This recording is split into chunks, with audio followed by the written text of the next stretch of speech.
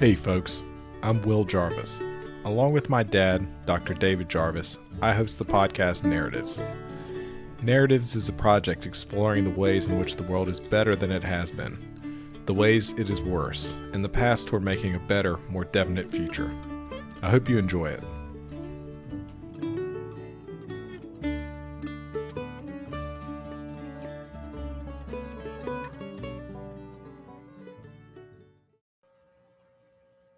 So hey Jason, how are you doing today?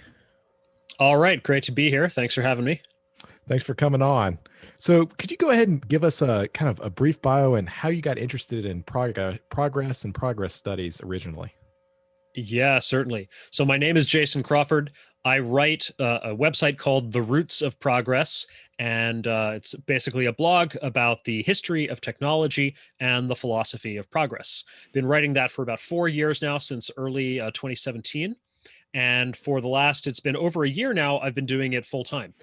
So prior to this, I was in the tech industry. My background's in computer science. I was a software engineer, engineering manager, and a tech startup co-founder. And I did that for almost 20 years before deciding to go full time on what had become, so what had started out as a hobby and become kind of an obsession, which is this thing that has, since then become known as progress studies. Awesome. That's great, Jason. So I wanted to just jump right into it. What's I love Deirdre McCloskey, and you mentioned her on a podcast you were recently on. So what's Deirdre McCloskey's great fact, and why is it important? Yes. What she refers to as the great fact is the fact of what she also calls the great enrichment, the simple fact that incomes and wealth and standards of living have risen dramatically, or by orders of magnitude, in the last roughly 200 years. Um, for not everybody around the world, but for many people around the world, and for some to a lesser degree and some to a greater degree. Um, and that, on top of this, that rise in the standard of living is absolutely unprecedented for tens of thousands of years. For all of human history, there was nothing like it. There was progress, but it was very slow compared to what we've seen in just the last 2 centuries. So that is the great fact, which, I mean, if you care at all about human life, health, happiness, flourishing, and agency, then I think you have to look at that fact really in a little bit of awe, and you have to ask, how did this happen? Where did it come from? Can it continue? Right. And how do we keep it going? So That's great. So it seems really important. If you look at kind of curves of GDP growth, it's like flat line for just thousands of years, and you get to like you said 200 years ago, it's like this crazy hockey stick up. yeah. And what are And your that's true, by the way, even if you look at it on a logarithmic scale. So it's not just that we had exponential growth for a long time and it looks really flat, because all exponential curves look really flat in the beginning, and then but if you right? actually look at growth rates, if you just look at the percentage change, which is a constant in exponential growth, or if you look at things on a logarithmic, or rather a semi-log plot where you get straight lines in exponential growth, you can see that it's not at all constant exponential growth over all that time period. The rate of growth itself actually increased dramatically sometime, circa 1800. Gotcha. And that seems really important because it's in the water all around us. So it's easy to forget that this is not really the norm historically. It seems like that Exactly. speed of progress is generally quite slow. So in one of your blog posts, you wrote, "We owe the modern world to three revolutions: the scientific revolution, the industrial revolution, and the American Revolution. And all three of these are less than 500 years old." Um, what are some of the big takeaways from these three revolutions that are important for progress that may be kind of non-obvious to laymen? I mean, so those three sort of stand in for almost all of human progress, right? So Right. it's a broad question. I mean, the big things. What are the big things that we got out of the Industrial Revolution? Well, we all got rich, essentially, in terms of material goods, the kind of homes we can afford to live in and how comfortable we are, the food we can eat, the clothes we wear, the vehicles that we get around in, and our ability to just have a materially comfortable life. We also got an enormous amount of connection. It is a much smaller world than it used to be because everything moves a lot faster. Goods and people move very fast around the globe, and information, moves at lightning speed, if not quite, and sometimes literally at the speed of light, over the airwaves. So it is a much more connected world than it used to be. We used to be much more isolated from each other, and it was a much more local and parochial world. It is very much a global world now. And then finally, we've really gotten a tremendous degree of health and safety. We die of infectious disease far, far less than we used to. We live longer lives on average. Our children can survive to adulthood as a matter of course. It's now considered a tragedy if a child dies before reaching adulthood. It used to be commonplace, frankly, a commonplace tragedy. And even deaths from accidents, from natural disasters, and so forth are way down. The world in many ways, perhaps not every way, but in many ways, is much safer than it used to be. So I think those are kind of the big things we got out of the Industrial Revolution. Now, out of the Scientific Revolution, obviously, we got a deep intellectual understanding of our world, and especially of the physical world, but in a lot of ways of ourselves and of the social world as well. We got physics, chemistry, biology, economics, literature, history, psychology, philosophy. And then out of the political revolutions, and I said the American Revolution in that post because there really is no term for the broader term would be, I would say, the big shift from a world that was basically full of monarchy and kingdoms and sort of that form of government, Right. to today we have a world that is much more dominated by democratic republics. Right, the Right. Republican form of government with democratically elected representatives, and that shift was really kicked off by the American Revolution, and then the rest of the world eventually it followed suit, or not all of it, but a lot of it followed suit. And so that is kind of the norm, today, with some major exceptions. Some more authoritarian countries, a few monarchies still left over, but a monarchy is a very backwards, form of government these days. What did we get out of that? I think we fundamentally got a much greater degree of peace, of freedom, and of equality before the law, of fairness and rights. And obviously, we still have a long way to go on all of those things. But I really think they've come a long way since that, since the 1700s, the age of of monarchy. That's really interesting. I was at a conference at George Mason and I was on the front row and Shruti was talking about kind of development economics. And she said, what other system other than liberal democracy, produces, a society where you want to live in? And I said, well, Singapore. And she said, yeah, but that's the only case. And the really important things about democracies is that people tend not to starve in democracies. It's a very rare occurrence. And she said, she struggled. I haven't vetted this, but she struggled to find anyone that any of these cases. Do you think it's you get rich and then you become a democracy, or does being a democracy or a representative democracy help you become rich? Or are these things just kind of you can't pull them apart? So at a high level, I do think that all of these different forms of human progress are intertwined, interdependent, and they're ultimately part of one story. There's a single Gotcha. story of human progress that cuts across material progress, progress in science and knowledge, and progress in morality and society. That said, I don't think, if I look at, well, where did the American Revolution come from and the American experiment? I don't think it came from material prosperity, not Right. exactly. That's fair. Nor, and if you look at the countries that adopted a sort of democratic republic system later, like in the, say, mid 20th century, generally I think the wealth also followed that rather than preceding it, Like Germany, Japan. but these things are all connected, to some degree. Interesting. Let's see. So I've been interested. It seems like this kind of this growth rates increasing, everything's speeding up, progress just seems to be moving really quickly, started to slow down in maybe the 70s. And I think it's interesting the fact that you're even working on something called progress studies, trying to popularize this, tells us that perhaps, growth rates have started to kind of level out a little bit. Um, do you think this is the case? Are you interested in kind of the decadence arguments, and what do you think about them? I'm less familiar with the decadence arguments, and I'm slightly skeptical of from what I've heard. But I am now convinced by the stagnation argument. So let me explain Gotcha. what that is and why I came around to it.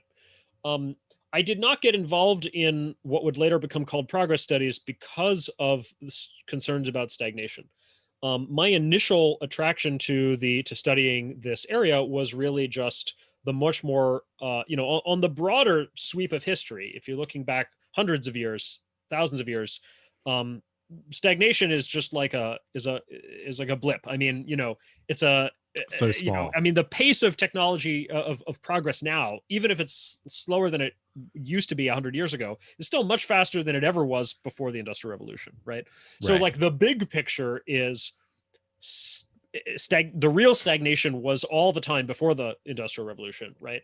And then and it's been basically progress since then. So that was what initially got me interested. Why were there tens of thousands of years of stagnation or relative stagnation, and then finally somehow we in just the last couple hundred years we unlocked the keys to high growth.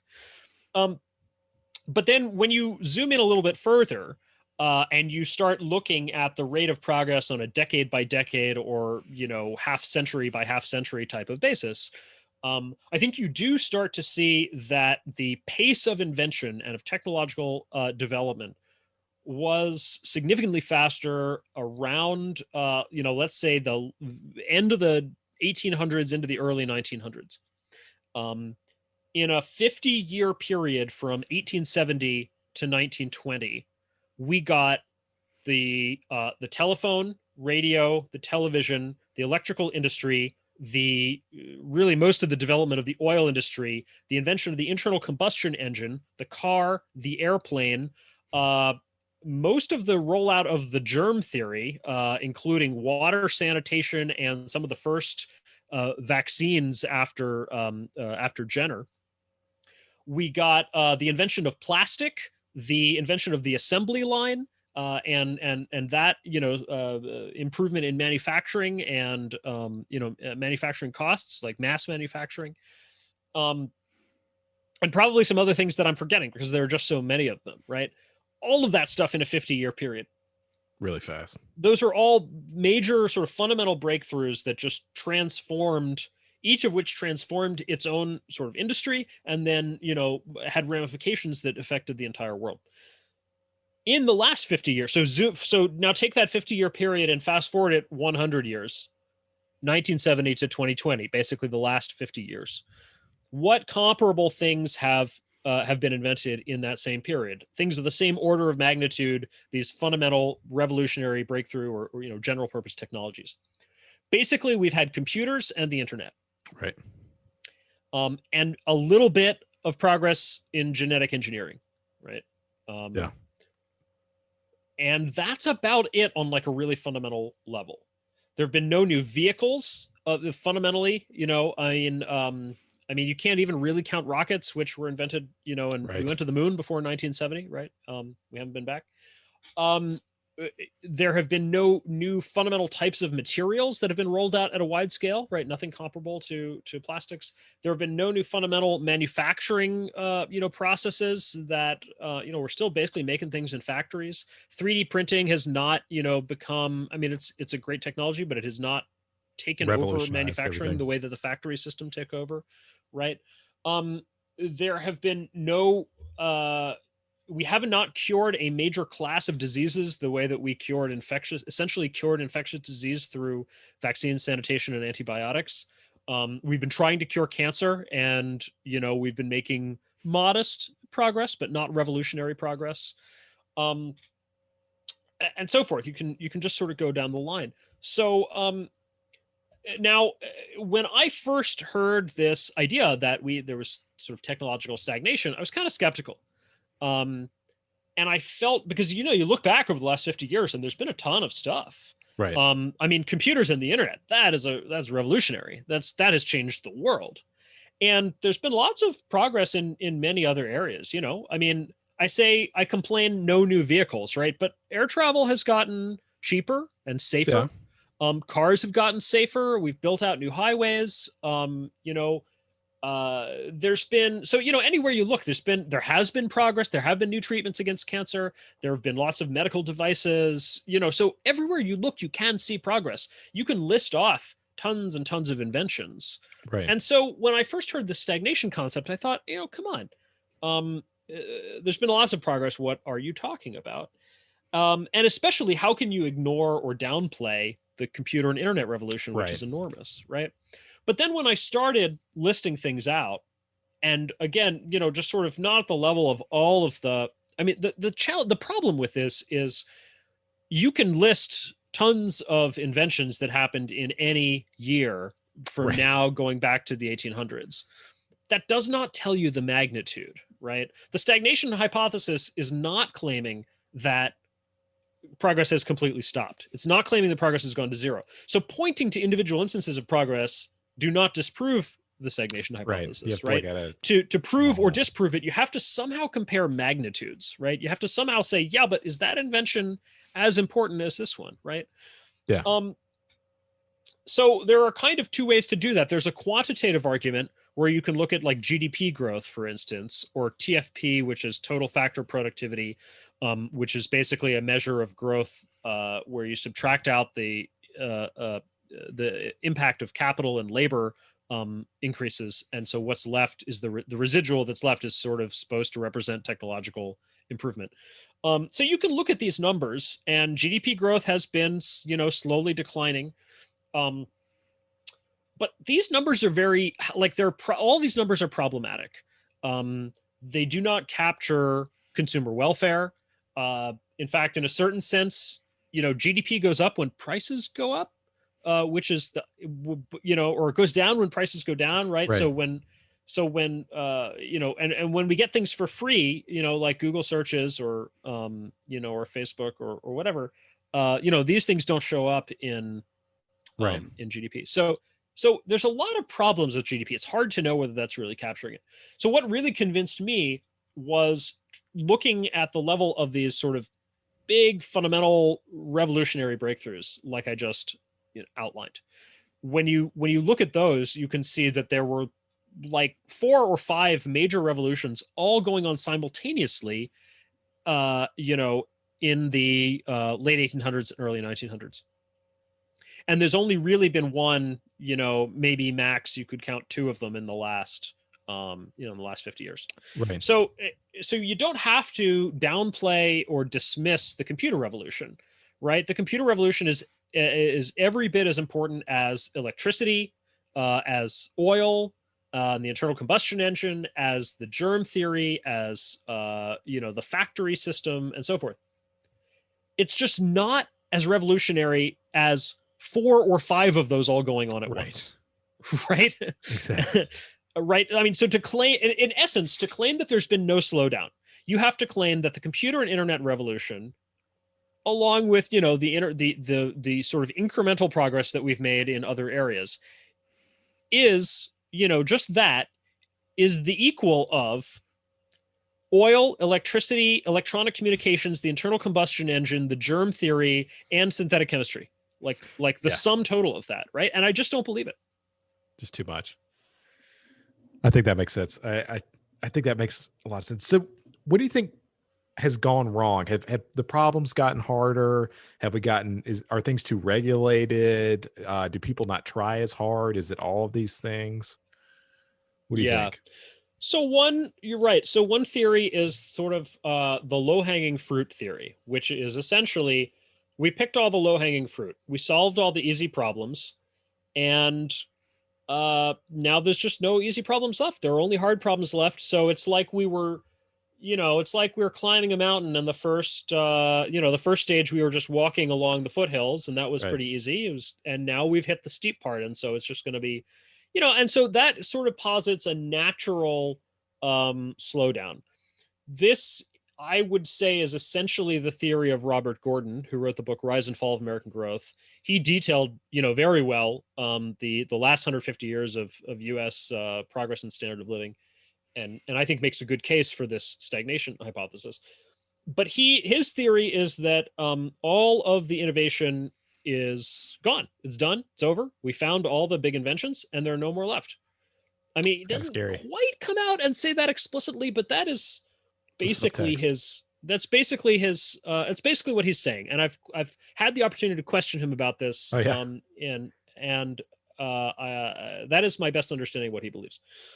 So there's that. There's also the sort of the Dietrich Vollrath has this came out of this book recently called Fully Grown. I have not read it yet, but my understanding, the essence of the theory is that there are sort of there are various things that we trade off against progress, like maybe increased consumption, or leisure time, family time, Interesting. and these kinds of things. And actually, a good amount of the slowdown can be explained by these factors, and therefore, it's kind of it's like a slowdown that we chose in a certain sense. Interesting. And that is more plausible to me, although it's very hard for me to analyze. Is that really a good thing? It seems like maybe I have a hard time being just comfortable with the slowdown because we traded it off for leisure time. That's right. So then you get into so then you get into theories that I think are a little more along the lines of maybe what a Peter Thiel might say, or a Tyler Cowen, which is essentially that maybe something has gone wrong, and maybe we have somehow dropped the ball of progress. Maybe we need to pick it up again. And so these are the theories that say essentially like stagnation is evidence of a problem, and we should fix it. And so within this school, which I'm much more sort of sympathetic to, and this is the way that I lean right now, the biggest hypotheses I would say are one, overregulation, sort of creeping bureaucracy that has given us a whole lot of rules and overhead, and has not even necessarily made us safer in the ways that that were sort of the rationale and the justification for those rules. Second, the way that we fund progress today, and especially the way that we fund research. So there has, in the last 50 plus years, there's been especially in the United States, there's been a centralization and bureaucratization of research funding. It's become much more centralized under large federal agencies such as the NIH and the NSF. And these agencies use a sort of committee-based peer review process to give grants, which arguably lends itself to consensus and groupthink, and excludes really, radical, innovative scientific breakthroughs, which are always sort of opposed. They're always consensus busting, right? They're status quo defying breakthroughs. And maybe the book that most puts forth this thesis is the book Scientific Freedom by Donald Braben, which was recently republished in a Stripe Press edition. We talked to Don 2 weeks ago. Oh, great. Okay. Yeah. So you've covered awesome that. Guy. Yeah. And then, and this goes along, by the way, with the decline of the corporate research lab. So in the early 20th century, right, there were, labs like Bell Labs, General Electric, Kodak, Dow and DuPont, and so forth. And some of the biggest breakthroughs of the early and middle part of the century came from the transistor from Bell Labs. Nylon was an invention of DuPont that came out of their chemistry research. Kodak made some discoveries in optics and so forth. So, but corporate labs don't seem to be what they used to be, and they don't seem to be as ambitious or as long term. They seem to be corporations seem to be under a bit more short term pressure to kind of do things that are directly linked to the near term bottom line. Gotcha. And long-term scientific research is not that, because it pays off on very long time scales, and you don't always capture all the value, right? You're publishing Right. scientific papers. So so it's quite possible that something has gone wrong with the funding of progress. That's hypothesis number 2. Hypothesis number 3 is much deeper one about kind of cultural and philosophic attitudes towards progress. In the late 1800s, the late 1800s, America and Europe was a very pro-progress society. Interesting. They believed in progress with a capital P. Maybe they believed in it almost blithely, in the sense of thinking that it was inevitable and that the march of progress would just go on and that nothing could stop it. But they did believe in it, fundamentally, that progress was real and important and good, and that it was making everybody's lives better. And they could see that, in people could see that progress in their own lives. Somewhere in the 20th century, this changed. You can see it very clearly in the rise of the counterculture in the 1960s, and especially in the environmentalist movement, but in a number of movements that came out sort of very anti-technology, anti-capitalism, and so forth. But I am starting to believe that the origins of this shift are actually in the world wars. Interesting. Pre-World War I, there was a belief, a growing belief, that the onward march of progress, of material progress, and what people saw as better relations. I mean, the growth of global trade and everything. With more wealth and prosperity and more global trade, that we were just on the path to perfect humanity as well, and that perhaps humanity had seen an end of war. After all, why would anybody go to war when they were trading with each other and everybody was getting richer and so forth? And World War I completely shattered those illusions. And there was a real reckoning. People had to ask themselves what went wrong. And then, World War II, of course, came not long after. I mean, it was just a generation later, if that even. And that really caused people to wonder, especially since, of course, through the world wars, people saw the terrible effect of the application of technology to war. Right. I mean, World War I was begun in part because some of the powers that started it thought it would be short, and it turned into a quite terrible war, where chemical weapons were used, and Right. The machine gun, which had been recently invented, was used to mow down troops, and they had to retreat into their trenches, and you got this long drawn out trench warfare. And then World War II, was very obviously won, fought and won with and by technology. We had tanks, we had planes, we had radar, and ultimately we had the atomic bomb. Right. And so, that was just a very dramatic demonstration that technology will not always be used for peaceful purposes, that it can be used for mass destruction. So I think coming out of the world wars, there was just like a mass soul searching that had to happen, where people were wondering, what is this new world that we have created, and is it really good? And I think the world was at a sort of a crossroads, and it could have gone in different directions depending on the intellectual leadership that we had.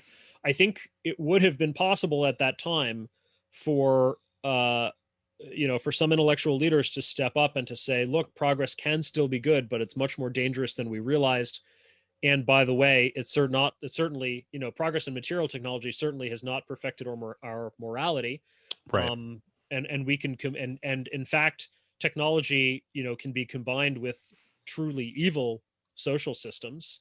And we need progress in our social systems just as, at least as fast as progress in our material technology. That makes a lot of That sense. wasn't exactly the leadership that we got. And so instead, I think we got a lot of theories that the technology itself was the problem, that we needed to, maybe somehow return to our roots, that nature was healthier than technology, and so forth. And so I think we've been reckoning with that ever since.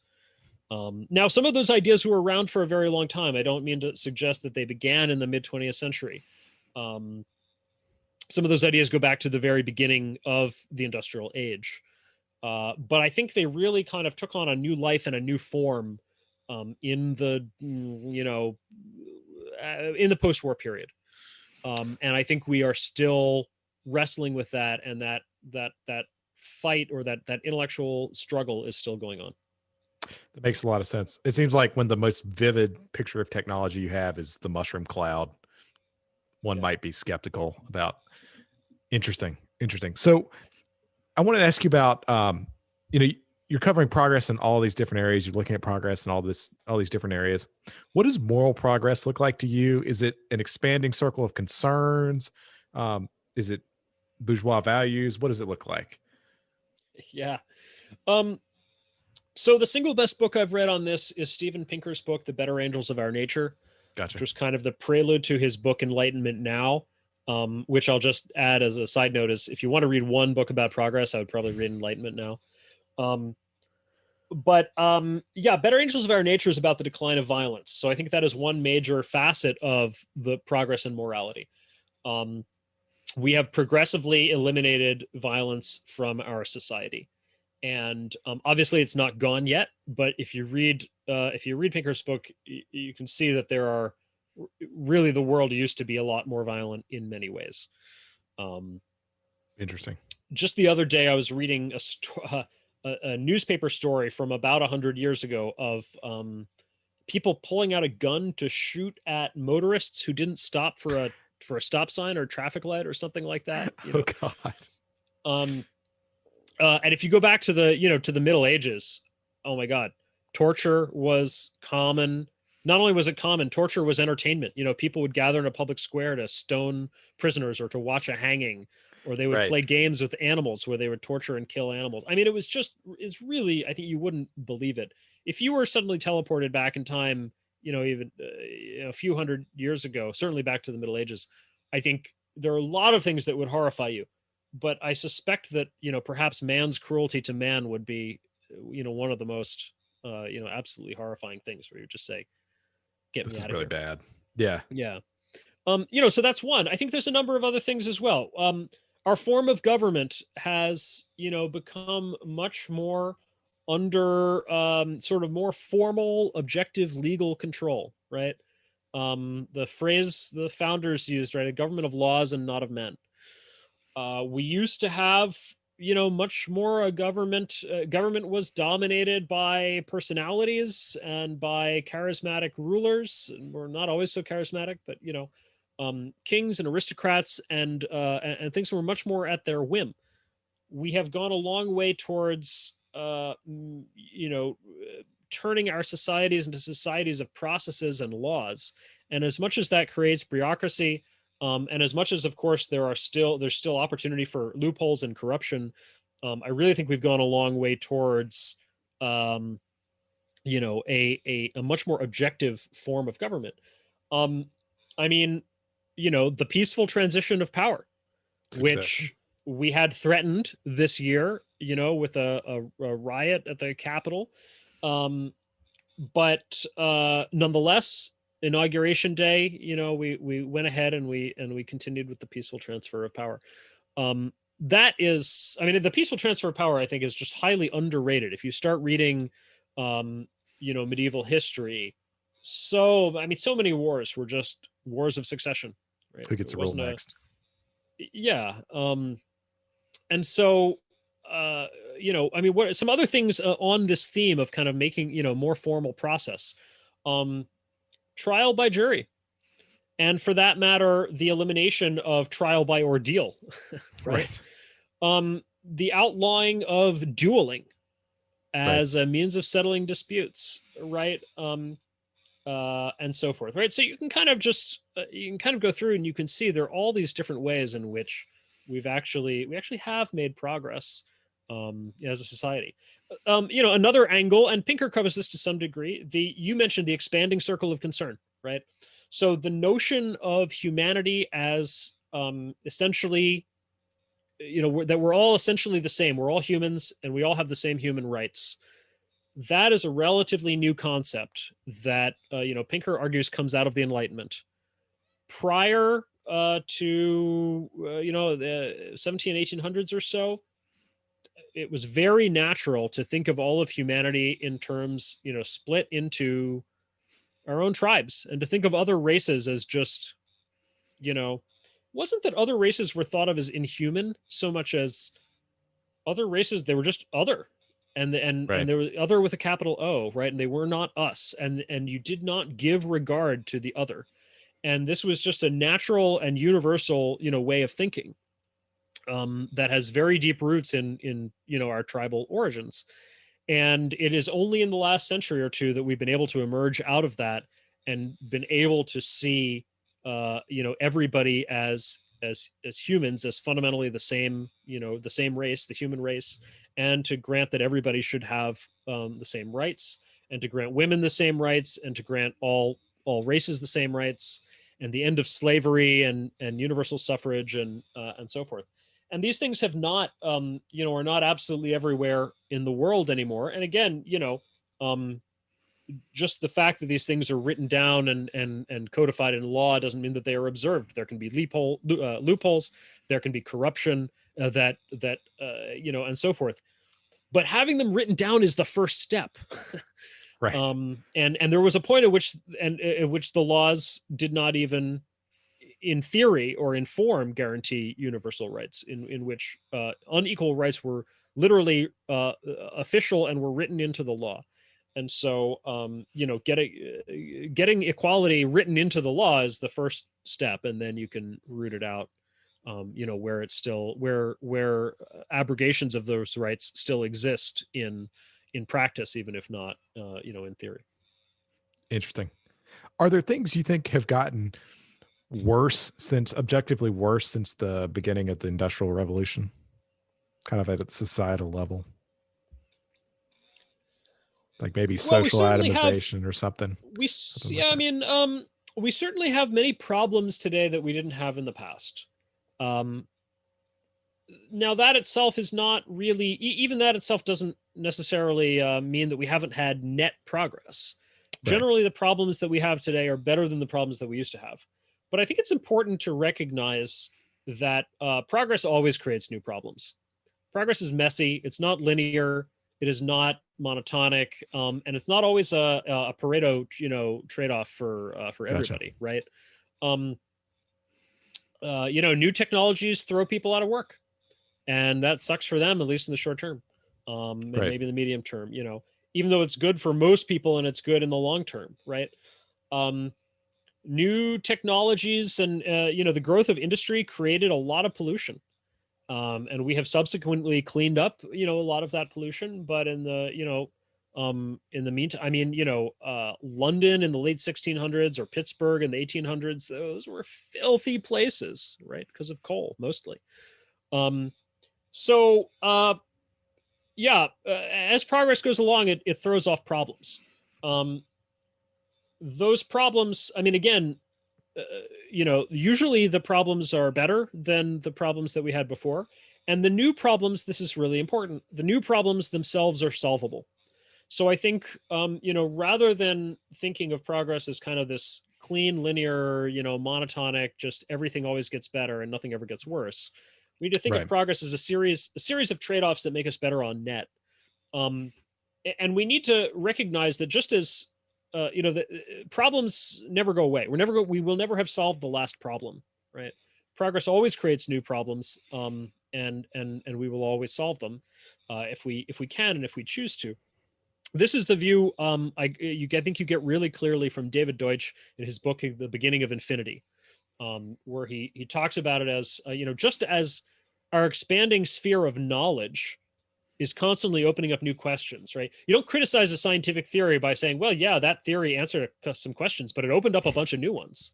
Right. Everybody understands that is the way science works. That is not a criticism of a theory, right? That's just how our knowledge expands. The same thing is true in essence of our ability to act and solve problems.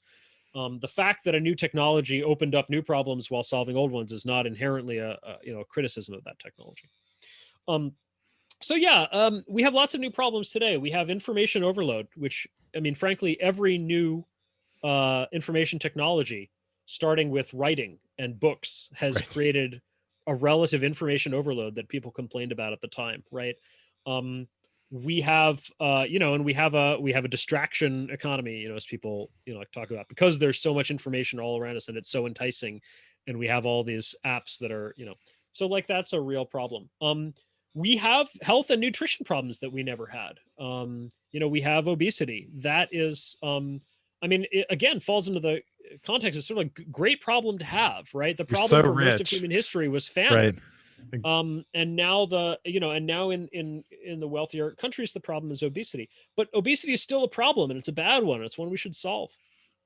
And then there are sort of more localized crises as well. Like, the opioid crisis right now is very real.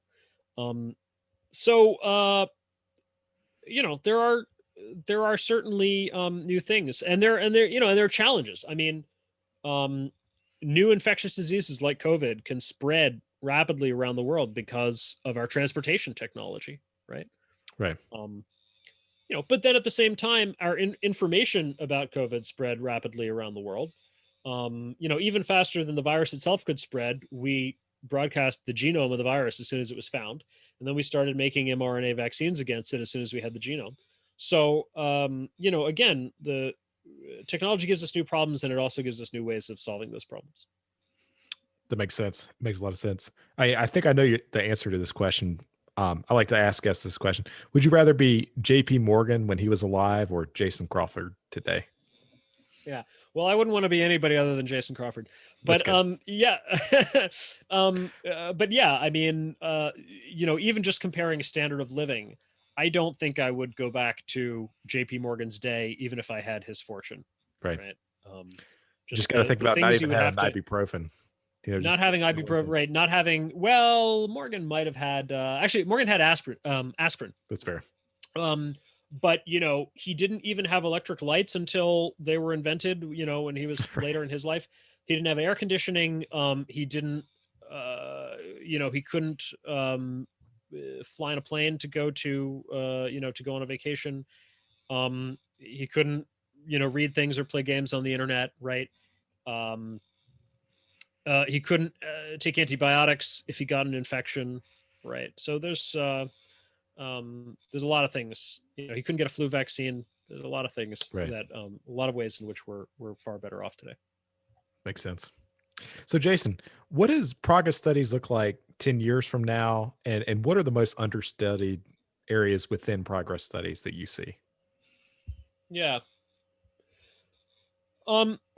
I think we need a lot more research and a lot more writing, and that is the foundation of this. I think progress studies is a nascent intellectual movement, and every movement needs to start off with a whole lot of writing.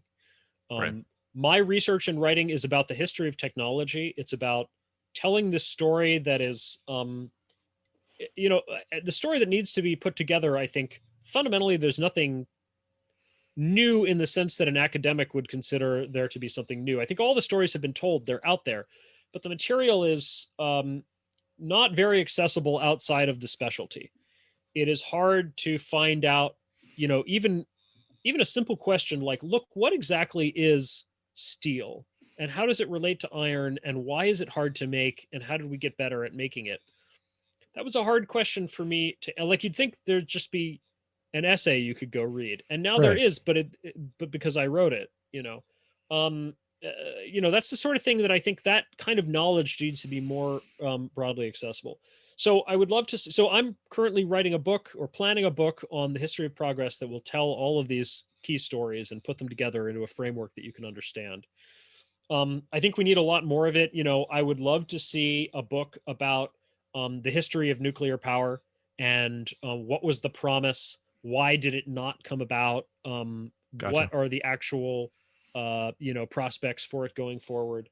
I'd love to see a book about plastic, which I think is, highly underrated. material. I mean, it's an amazing wonder material that just has all these amazing properties and has taken over our world for very good reason. But I think it's highly underappreciated. And I've read 2 histories of plastic, and I wasn't fully happy with either of them. So, I think we need something better. So I think we need more stuff like that. I also think we just need more popular media. Anton Howes was recently compiling a list of movies about inventors and progress, and so many of them are so bad they just don't dramatize the actual inventive process. Um, they're very little about invention itself. I think we need to have more dramatic depictions of what invention is like. I recently read David McCullough's history of the Wright brothers and Oh yeah. their invention of the airplane. That would make a marvelous movie. I also recently read Charles Mann's book, The Wizard and the Prophet, which tells, among other things, the story of Norman Borlaug. That would make an amazing movie. So I think we need more sort of popular, depictions of this stuff.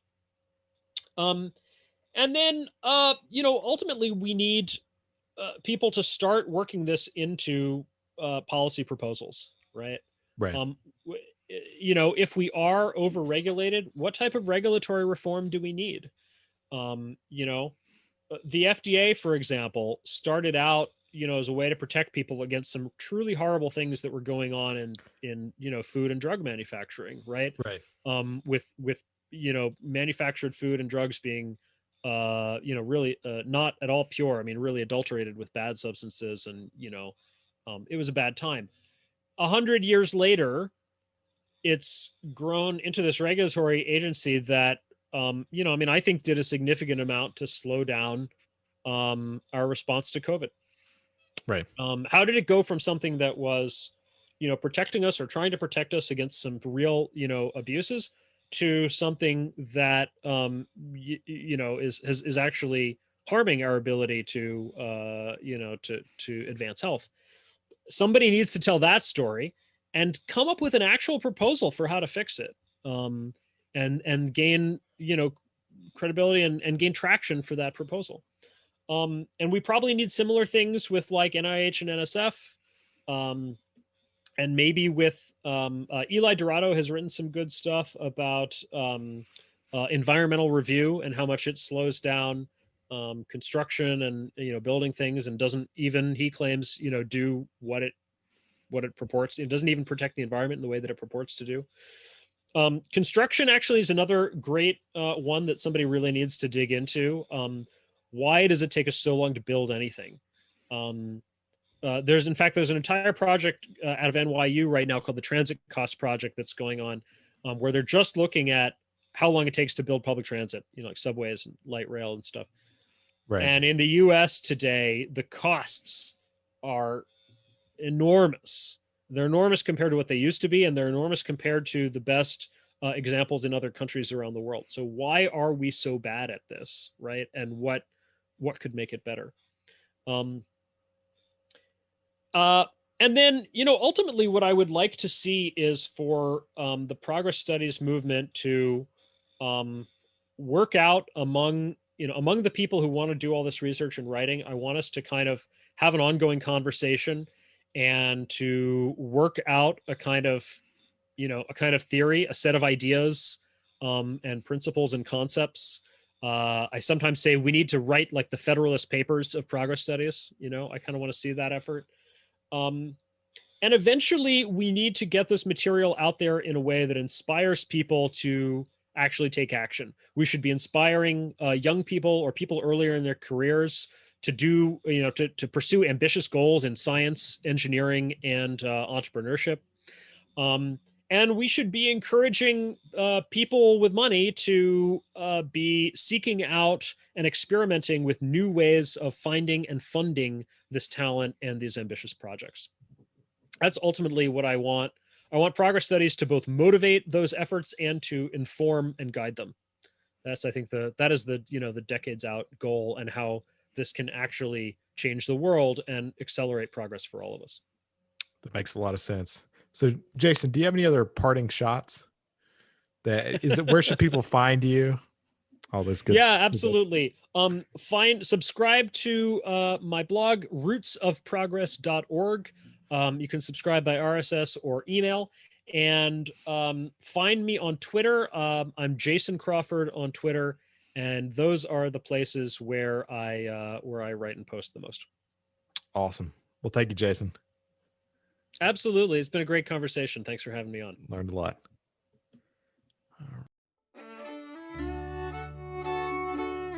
Well, that's our show for today. I'm Will Jarvis. And I'm Will's dad. Join us next week for more narratives.